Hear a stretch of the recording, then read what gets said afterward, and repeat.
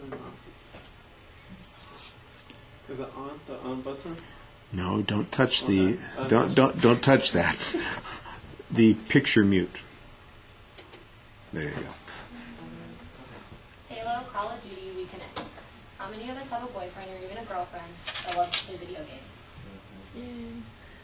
I know that every time I hear the word video games, my eyes start to roll. However, do we really know what some of the benefits of playing video games are? Today I want to explain the health benefits of playing video games. They are fitness, weight loss, dexterity, and faster response times that are just some of the key points I found as a unique factor. First, there is fitness and weight loss that can come with playing video games. Children with diabetes stated, studies showed that exercising together significantly increases the chance of sticking to an exercise program. Having competitive games through Wii Sports may be the answer to get kids off the couch and burn fewer calories. If this is all it takes to get families to exercise together and have family time, then is it really that much of an effort to put in? Looking at all the different video games that are out there,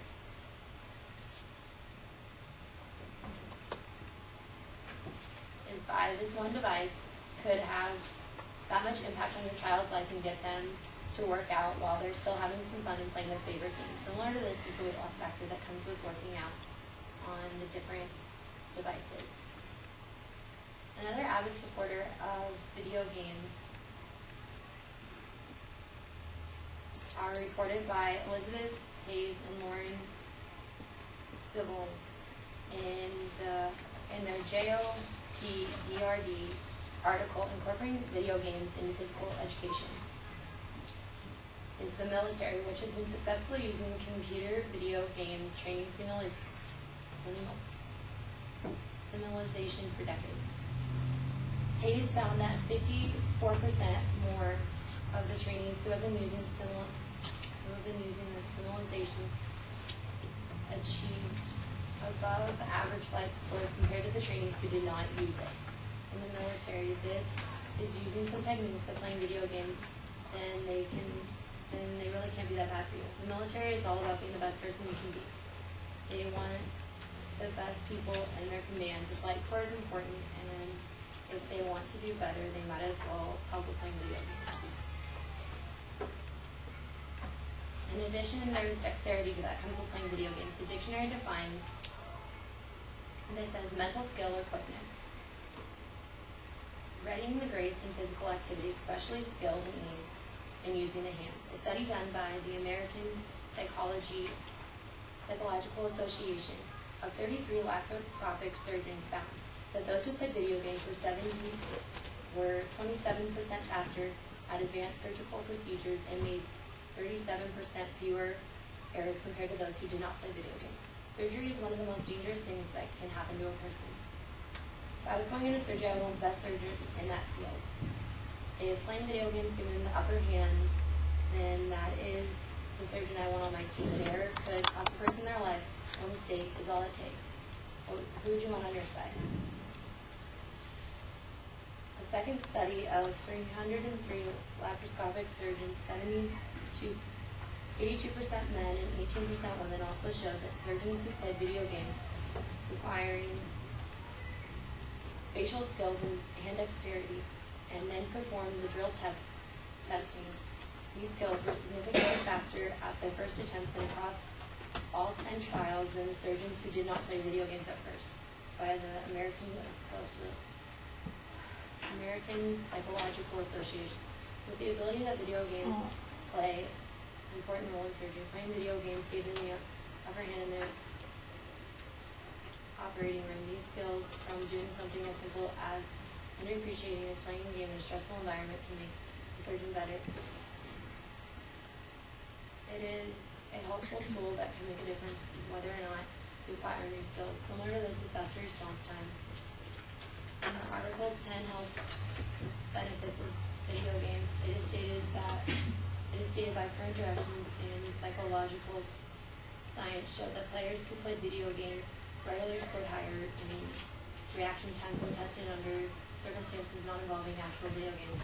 Having faster response times can be the difference between getting a task accomplished on time and not having to worry about the effects that it can bring to other people. Having the time and ability to play video games is one thing. In conclusion, there are a lot of different benefits to playing video games. If just by playing a video game you can better yourself with fitness, weight loss, faster response times, and dexterity, then why not? Then why do not more individuals play video games? And is we really good for your health? That is stated that a research team at the University of Toronto is developing therapeutic video games to treat children who suffer from cerebral palsy, a condition that can partially paralyze one side of the body. If these are the type of benefits that can come with playing video games, then why do we put such a stigma on them? What will you think of next time you see a control system?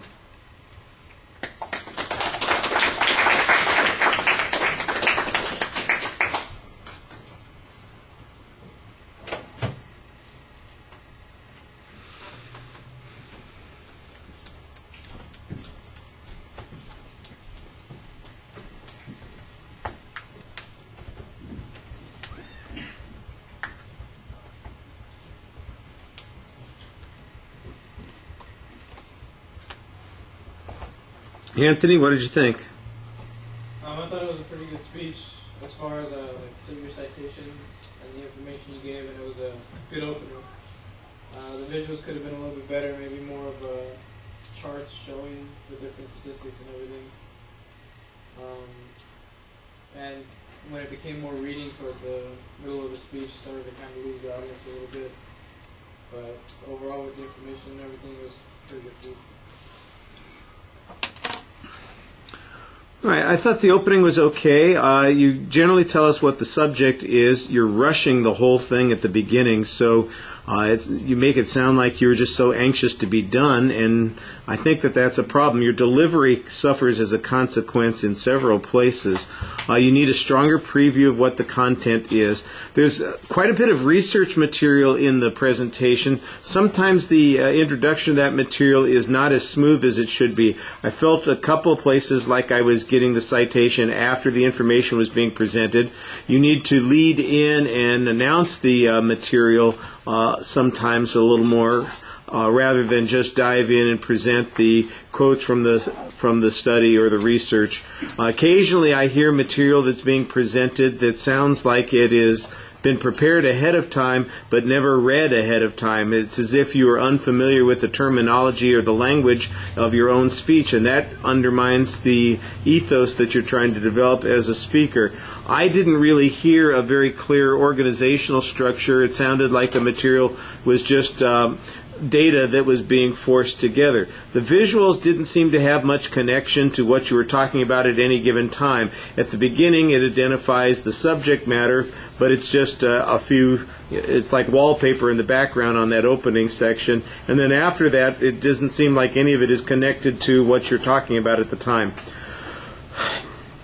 Delivery and presentation issues are what we're going to focus on for the next assignment, and you need to do a couple of things on delivery issues. You need to slow down, you need to be more familiar with the material so that you're not having to read it, and you need to connect with the audience. It really feels quite often like you were just going through what you've got on your notes and not making any attempt to relate it to the subject matter or the audience. It's not audience-centered in this situation.